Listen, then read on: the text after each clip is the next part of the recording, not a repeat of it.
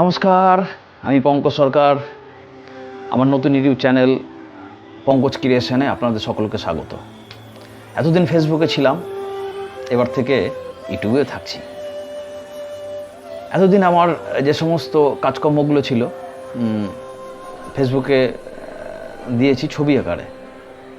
তো তাতে অনেকের আবেদন ছিল যাতে কর্মপদ্ধতিগুলো ভিডিও আকারে ফেসবুকে আপলোড করা যায়, কিন্তু তাতে কিছু সমস্যা আছে। তাই আমি ইউটিউবে নতুন চ্যানেলে আসলাম। আমিও থাকছি, আপনারাও থাকবেন। এবার একটা কাঠের কাজ নিয়ে হাজির হয়েছি আপনাদের সামনে। এটি দুটি কাঠ দিয়ে তৈরি, একটা হচ্ছে আকাশমণি, একটা হচ্ছে গামার কাঠ। চেষ্টা করলাম, দেখি। আমি কাঠের কাজ সাধারণত করি না, এটা 3 নম্বর কাজ। প্রথম এবং দ্বিতীয় ওই দুটি কাজও কোনো এক সময় দেখাবো, কিন্তু সেগুলোর হয়তো পদ্ধতি দেখাতে পারবো না, ছবি আকারে বা ভিডিও আকারে আপনাদের সামনে দেখাবো। তাহলে চলুন দেখি আজকের নতুন কাজ।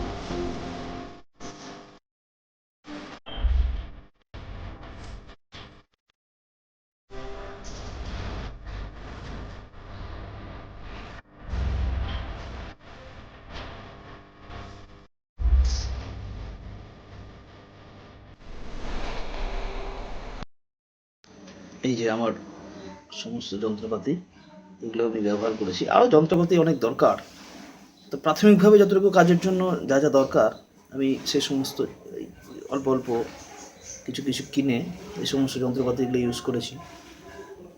যন্ত্রপাতির শেষ নেই, যত ব্যবহার করা যাবে ততই দরকার।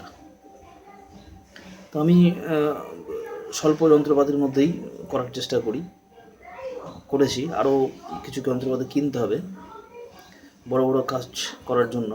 এখন তো ছোট ছোট কিছু কিছু কাজ ইউজ করছি। বড় বড় যন্ত্রপাতি যখন কিছু কিছু নিজেও তৈরি করেছি,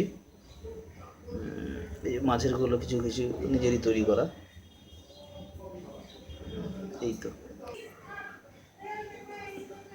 এইবার চলে আসি আমরা এই কাজের মধ্যে।